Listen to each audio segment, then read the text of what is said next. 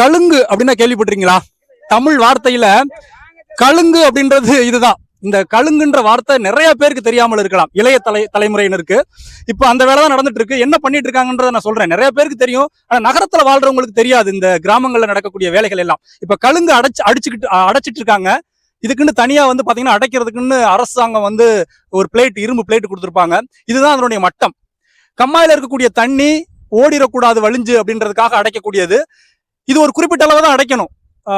அந்த அளவுக்கு மேல அடைக்கக்கூடாது அப்படின்ற ஒரு சட்டத்திட்டம் இருக்கு. அதுக்கு உட்பட்டு இங்க கழுங்கு அடைச்சிட்டு இருக்காங்க. இந்த களிமண்ணை எல்லாம் உருட்டி அந்த சைடுல வைப்பாங்க. தண்ணி ஃபுல்லா அந்த சைடு வராது. நான் வீடியோ காம்பி நீங்க பாப்பீங்க. யாருக்குமே தெரியாது அது என்னங்க கழுங்கு தமிழ்ல வார்த்தை அப்படின்னு. இதுதான் கழுங்கு. கிராமத்துல நடக்கக்கூடிய எல்லா விஷயங்களையுமே நான் காணொலியா பதிவு செஞ்சு உங்கள்கிட்ட கொண்டு வந்து காமிச்சிட்டு இருக்கேன். கண்மாய்க்கு ஒரு கழுங்கு தான் இருக்கும். அந்த கழுங்கு அடைச்சு தண்ணியை சேமிச்சு இவங்க வந்து விவசாயம் பண்ணுவாங்க.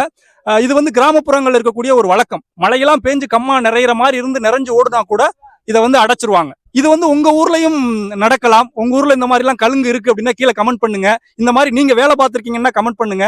கழுங்கு அப்படின்ற வார்த்தை தமிழ் வார்த்தை எனக்கு தெரியும் அப்படின்னா நீங்க கமெண்ட் பண்ணுங்க. கடைசியா நீங்க இந்த மாதிரியான வேலைக்கெல்லாம் எப்போ போனீங்க அப்படின்றதையும் கீழே கமெண்ட் பண்ணுங்க. நிறைய பேருக்கு இதை பார்ப்பதற்கும் இங்க வேலை பார்க்கறதுக்கும் கொடுத்து வச்சிருக்காது. நிறைய பேர் படிச்சுட்டு போய் நகரத்துல போய் செட்டில் ஆயிருப்பீங்க. அவங்க எல்லாம் பார்த்து தெரிஞ்சுக்குங்க. பழைய நினைவுகள் உங்களுக்கு வரலாம்.